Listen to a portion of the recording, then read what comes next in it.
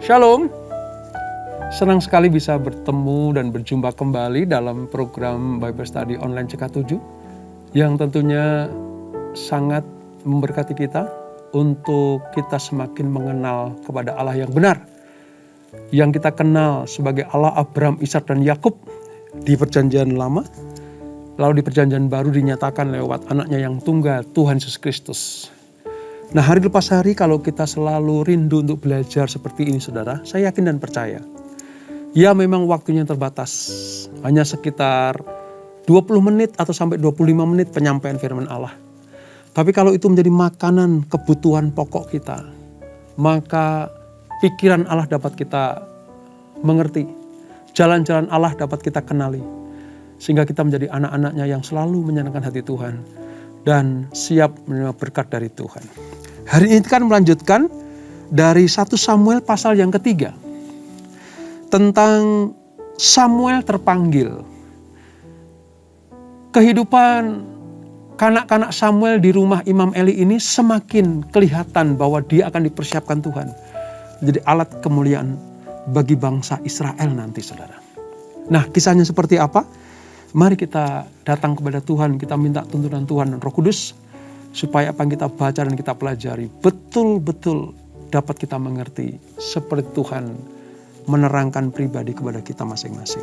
Kita hampiri Tuhan. Kita sembah Dia, saudara. Kami datang kepadamu, ya Yesus. Sebab Engkau Allah yang kudus.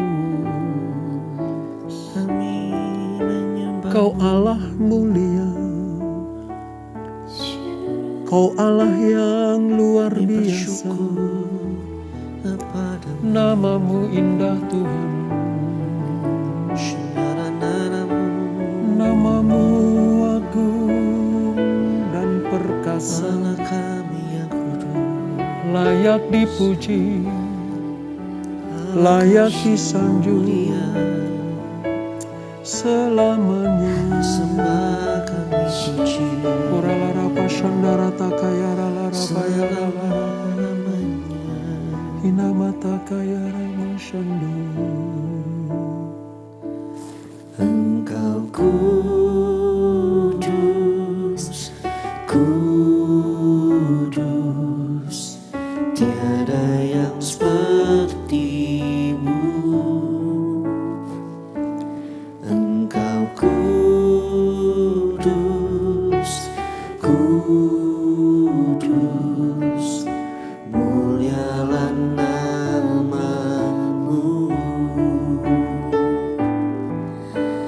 Ku kan bermazmur selamanya.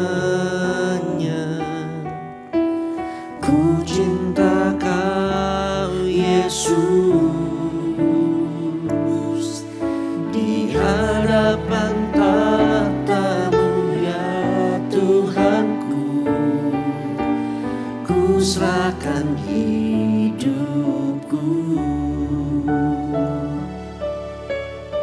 Sebab Engkau Allah yang kudus Tuhan. Engkau kudus, kudus, tiada yang sepertimu. Engkau kudus, kudus, mulialah namamu.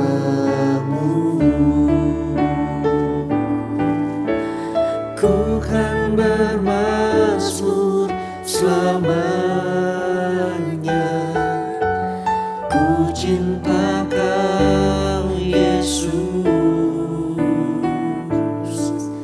di hadapan tatamu ya Tuhanku.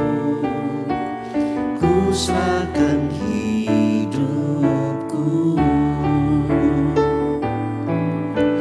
Ku kan bermazmur selamanya. Ku cinta Kau Yesus, di hadapan tatamu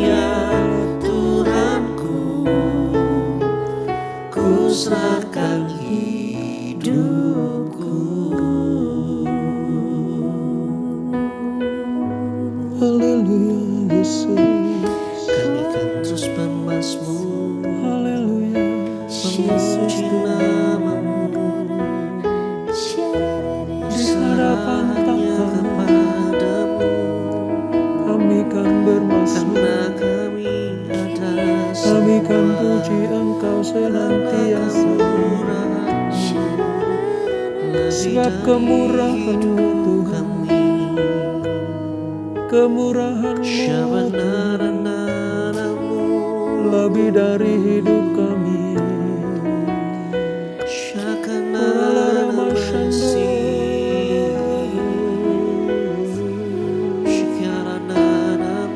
Terima kasih Tuhan Yesus.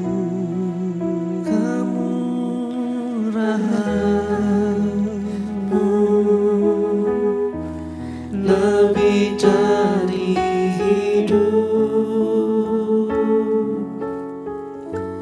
kemurahan-Mu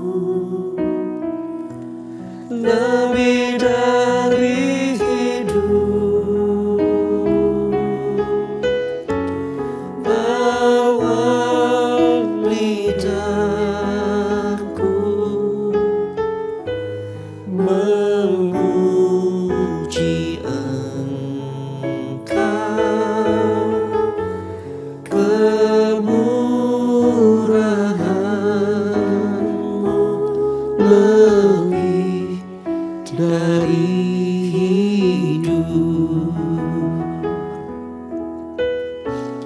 kemurahan-Mu lebih dari hidup, kemurahan-Mu lebih dari hidup, bawa lidahku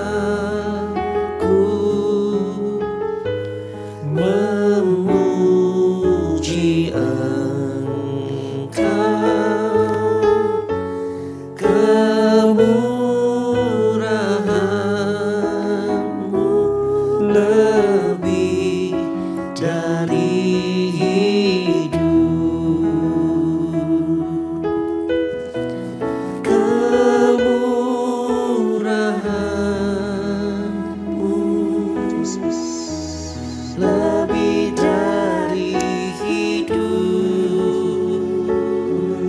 Tuhan Yesus. kemurahan-Mu lebih dari hidup, bawa lidahku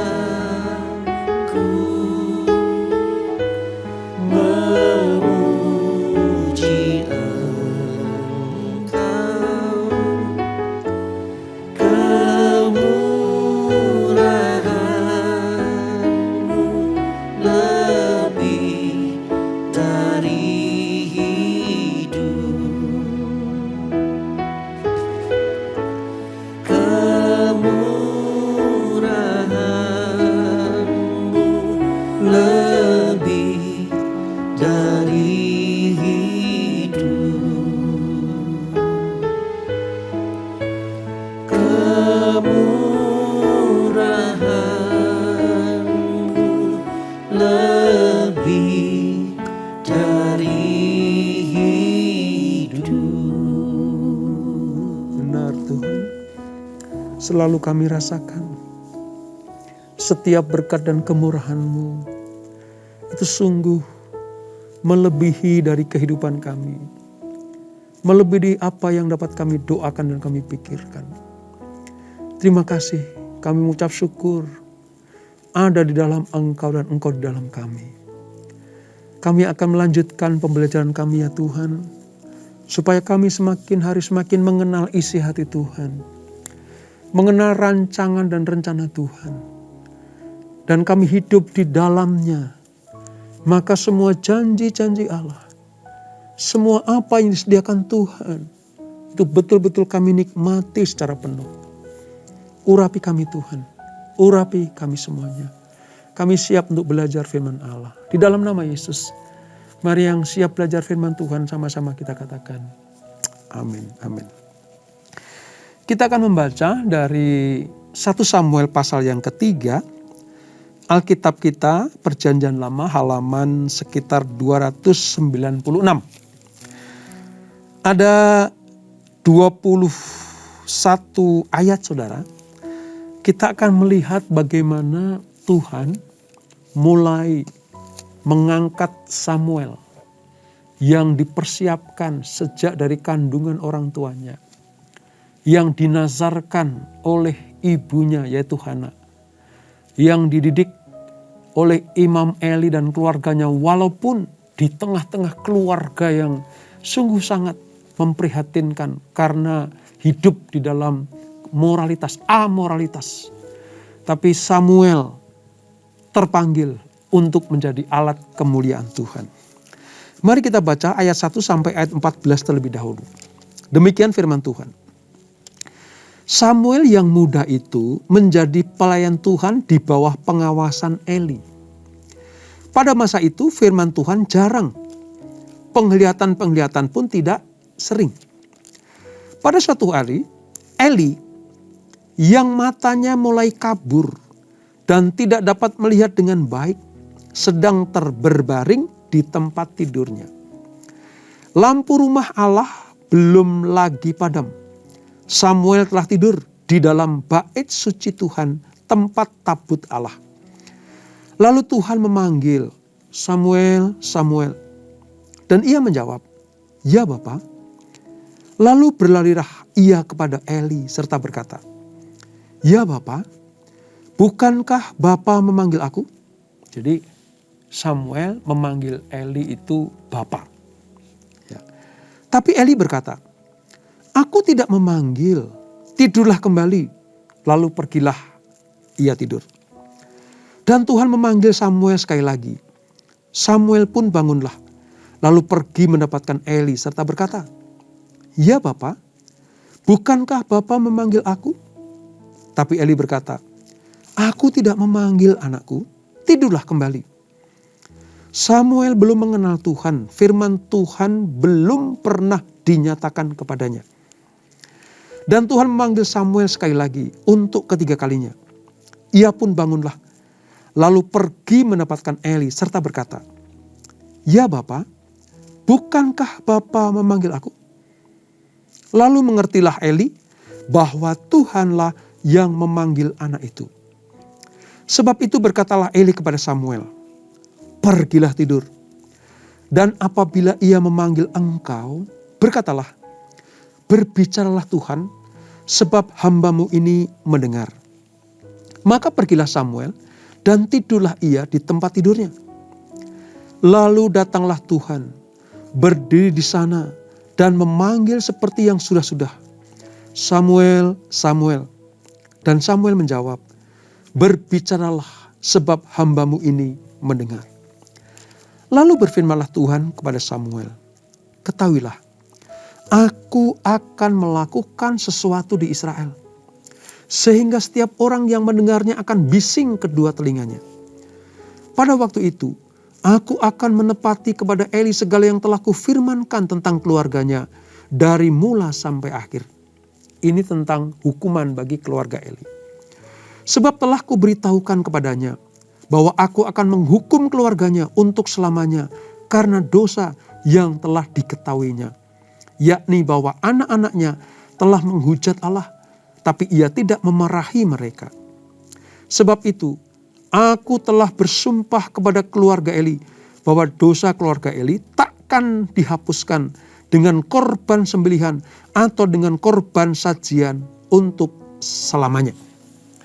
Nah, ini awal dari bagaimana Tuhan itu memakai Samuel menjadi alat kemuliaannya. Bagaimana Tuhan menggenapi rencananya bagi anak-anaknya ini. Mengapa saudara?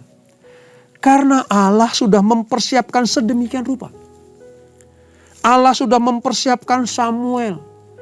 Bahkan ketika dia kanak-kanak pun, Allah sudah mendapatkan itu sebagai sebuah persembahan korban nazar dari mamanya. Dan Allah melihat pertumbuhan dari bayi sampai dengan kekanak-kanakannya. Allah melihat ini memang dipersiapkan betul dan siap mendapatkan anugerah Allah. Pertama lewat apa, saudara? Pertama lewat pemanggilan. Samuel sedang diuji oleh Tuhan, apakah dia mendengar dengan baik panggilan Allah itu. Walaupun tadi dinyatakan, Samuel belum pernah mendengar tentang pelajaran Allah itu seperti apa. Firman Allah pada waktu itu jarang terjadi. Nubuatan juga jarang terjadi. Penglihatan pun tidak sering. Jadi sebenarnya ketika pertama kali Eli dipanggil oleh Tuhan,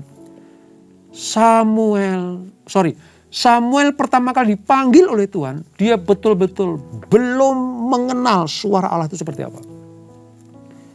Saudara bisa bayangkan seorang kanak-kanak, ya, umurnya masih muda, tiba-tiba dapat suara ya ilahi yang seperti itu.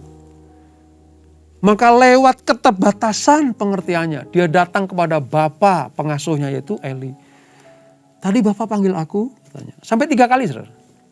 Yang ketiga Eli bilang gini, nanti kalau suara itu datang lagi, kamu bilang aja, ya Tuhan berbicaralah sebab hambamu ini mendengar. Dan betul saja, yang keempat kali Allah berdiri dekat Samuel dan memanggil, Samuel, Samuel. Jawaban Samuel tepat seperti apa yang dinasihatkan Eli kepadanya. Lalu Allah mulai menyatakan kehendaknya lewat Samuel yang masih muda ini. Tentang apa? Yang pertama, saudara, tentang sesuatu yang menurut Samuel ini berat sekali. Mengapa berat? Karena nubuatan pertama kali yang disampaikan Tuhan kepada Samuel adalah penghukuman bagi keluarga Eli. Saya bisa membayangkan begini, saudara. Bagaimana suasana hati Samuel. Ya, dia tahu sih perbuatan Hofni dan Pinehas itu seperti apa. Suka korupsi daging persembahan. Memanipulasi korban persembahan. Dia melakukan hal-hal yang amoral bersama dengan perempuan-perempuan di kemah pertemuan. Samuel tahu itu. Minimal dia mendengar perbuatan itu. Bagi Samuel sebenarnya sudahlah, biar Tuhan sendiri yang menghukum. Sudahlah, biar Tuhan sendiri yang melaksanakan hukuman itu. Tetapi Allah sedang melatih Samuel untuk peka akan suara Allah dan siap menjadi juru bicaranya Allah. Wah, saya nggak bisa bayangin, saudara, pelajaran yang berat yang harus Samuel lakukan. Pelajaran pertama, tugas utama dan pertama dari Tuhan kepada Samuel adalah menubuatkan tentang hukuman bagi keluarga Eli. Yang notabene dia besar di situ, dipelihara di situ, ya, sedang dipersiapkan untuk nabi, dipersiapkan menjadi imam. Tapi mengapa Tuhan kasih tugas yang berat seperti ini? Nah, mari kita lihat, saudara. Setelah mendapatkan pernyataan Tuhan bahwa Tuhan akan menghukum anak-anak dan keluarga Eli, mencabut kembali hak, ya, tentang keimaman itu. Apa yang terjadi? Ayat 15. Samuel tidur sampai pagi.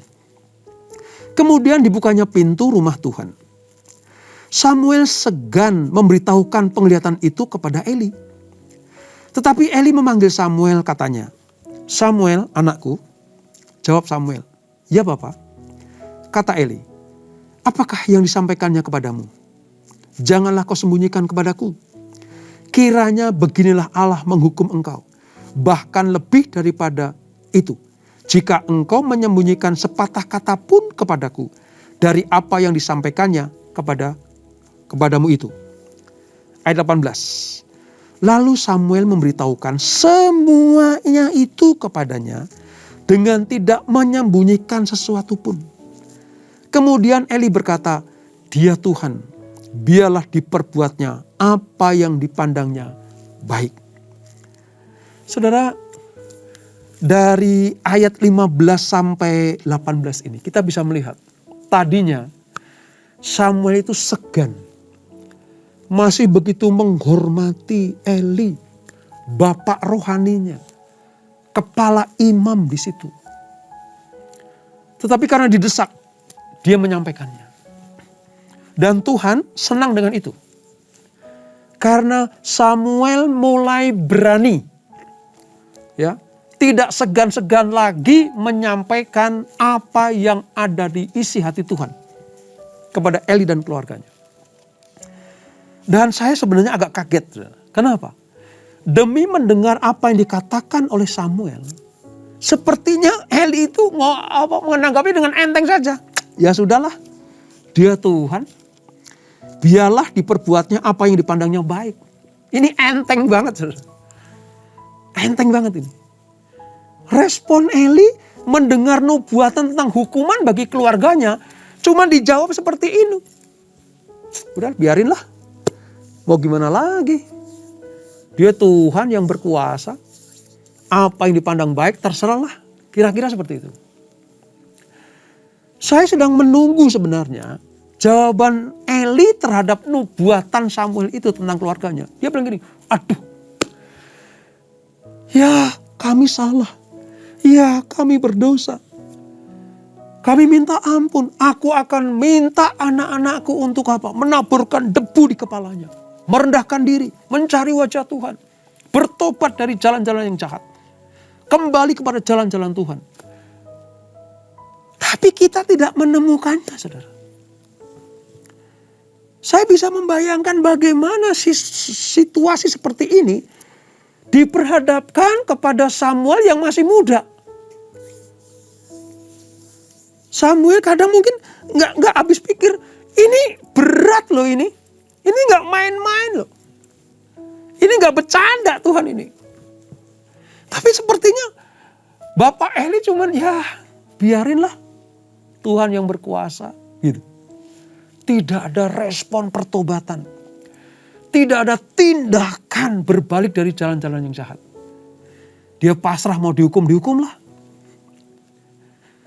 Saya yakin dan percaya, saudara. Saya yakinnya. Allah sebenarnya sedang menanti respon Eli dan anak-anaknya.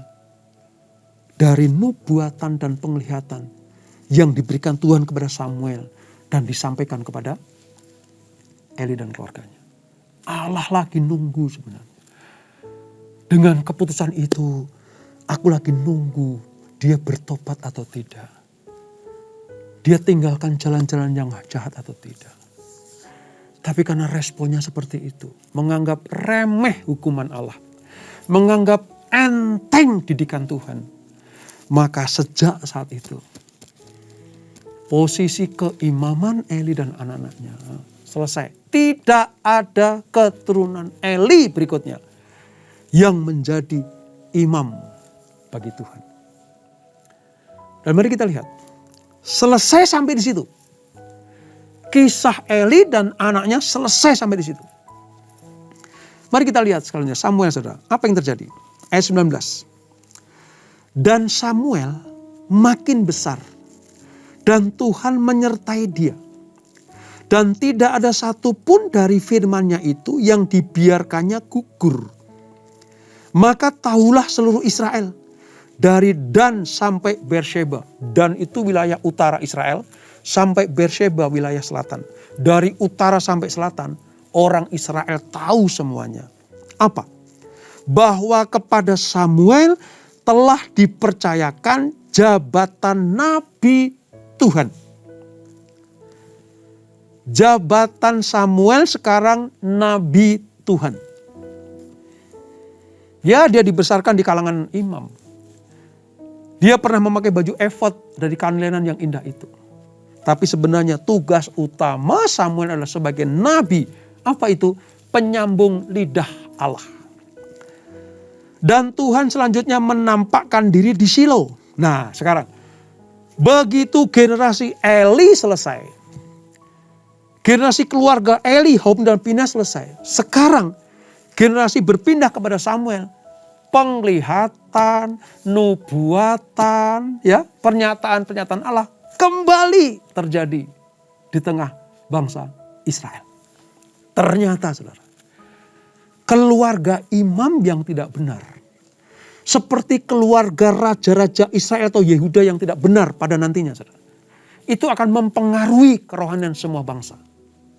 Oleh sebab itu, ketika selesai generasi Eli bersama dengan keluarganya berpindah kepada Samuel, kembali nubuatan-nubuatan terjadi, penglihatan-penglihatan ada kembali, saudara. Sebab Tuhan ini menyatakan diri di Shilo kepada Samuel dengan perantaraan firman-Nya. Ini saudara, dahsyatnya Allah kita, dahsyatnya Tuhan kita. Samuel betul-betul dipersiapkan menjadi nabi Allah. Dan lewat kehidupan Samuel nanti, banyak sekali perkataan-perkataan Tuhan, keputusan-keputusan Tuhan, pernyataan-pernyataan Tuhan disampaikan kepada orang Israel lewat Samuel. Dari apa yang kita pelajari, apa yang kita renungkan ini, saudara, apa yang kita bongkar, kita selidiki firman Allah ini, sekarang kita mengerti hatinya Tuhan. Barang siapa yang betul-betul taat setia melakukan kehendak Allah, barang siapa yang betul-betul setia kepada Tuhan, bukan hanya sekedar mendengar panggilannya, tapi melakukan tugas-tugas sesuai dengan panggilannya, maka penglihatan-penglihatan, nubuatan-nubuatan, pernyataan Allah itu akan semakin sering dinyatakan. Setiap kali saya merenungkan peristiwa ini, saudara, saya bisa melihat bagaimana Allah memakai orang-orang yang sungguh-sungguh mau dipakai Tuhan. Tuhan sedang mempersiapkan orang-orang, bahkan mencari orang juga yang siap untuk dipakai Tuhan. Kalau dulu Allah menemukan itu dalam diri Samuel, yang memang sejak dari kandungan mamanya sudah dipersiapkan. Ini hasil doa, anak hasil doa. Ya. Anak hasil doa mamanya ini betul-betul menjawab kerinduan Tuhan, menjawab apa yang menjadi isi hati Tuhan bagi bangsa pilihan. Karena nanti Samuel itu terkenal sebagai bapak rohani orang Israel. Khususnya pada masa siapa? Pada masa Saul dan Daud. Kita bisa melihat, saudara, Allah sedang mencari orang seperti itu. Dan saya percaya di masa-masa akhir zaman ini, masa-masa perjanjian baru ini, Allah juga sedang mencari Samuel-Samuel yang siap dipakai Tuhan. Caranya gimana? Peka mendengar suara Allah. Kepekaan itu dilatih. Tidak serta-merta hari ini kita bertobat jadi orang Kristen tiba-tiba langsung peka suara Allah gitu. Jarang terjadi, saudara. Jarang terjadi. Samuel aja latihan loh. Dipanggil 3 kali dia belum tahu itu suara Tuhan. Baru yang keempat itu pun atas nasihat dari Eli. Gak apa-apa. Belajar untuk step demi step, gak masalah. Tuhan gak marah kok waktu Samuel dipanggil pertama dia salah respon. Ya. Harusnya kepada Tuhan tapi kepada Eli, Allah gak marah. Yang kedua, Allah tetap gak marah. Yang ketiga, Tuhan masih memberikan waktu. Tapi lewat Eli, Samuel kenal Tuhan. Oh iya, Tuhan berbicaralah, hamba-Mu mendengar. Bukankah ini step atau langkah-langkah kita? Kalau kita semakin dekat sama Tuhan, ya, kita mau peka mendengar suara Allah, ya langkah demi langkah seperti ini. Syukur-syukur kalau saudara bertobat langsung kenal suara Allah, wah luar biasa. Tapi kalau tidak pun Samuel mengalami seperti ini, nggak masalah. Yang penting, kalau kita dipanggil Tuhan, dipilih Tuhan, ditetapkan Tuhan menjadi alat kemuliaan Allah, menjadi alat kemuliaan Tuhan, entah bagi bangsa, entah bagi gereja, entah bagi keluarga, entah bagi apapun juga. Selama kita dipakai Tuhan jadi alatnya, setialah, pekalah, dan taatlah seperti Samuel. Yang membesarkan namamu, yang membuat engkau dikenal oleh orang lain, itu Tuhan. Seperti Samuel, sejak saat itu orang Israel tahu bahwa Tuhan berbicara lewat Samuel. Luar biasa pelajaran ini, saudara. Sekali lagi, mari belajar untuk mengenal suara Tuhan. Taat dan setia pada panggilan, maka Tuhan pasti akan pakai saudara dan saya dengan luar biasa. Dan itulah Samuel pasal yang ketiga. Kita tundukkan kepala. Bapak, terima kasih untuk anugerah-Mu. Mengucap syukur buat kasih setia-Mu. Kami percaya apa yang kami pelajari hari ini sungguh peringatan Tuhan buat kami. Jadilah seperti Samuel. Belajar untuk peka mendengar suara Allah. Jangan takut belajar. Sekali dua kali mungkin engkau belum mendengar suaraku. Tapi kalau engkau terus belajar, mendekat, intim, bersekutu dengan Tuhan, maka telinga rohanimu akan semakin peka. Penglihatan-penglihatan akan diberikan. Nubuatan-nubuatan akan disampaikan Tuhan kepadamu. Terima kasih Bapa. Terima kasih pelajaran yang luar biasa bagi kami. Berkati kami semuanya. Kalau kami sudah ditetapkan Tuhan, dipanggil Tuhan, menjadi alat kemuliaannya, maka kami mau peka mendengar suara-Mu. Ikuti tuntunan Tuhan. Dan kami percaya kami akan menjadi berkat bagi banyak orang. Berkati anak-anak-Mu, berkati yang join pada Bible Study ini.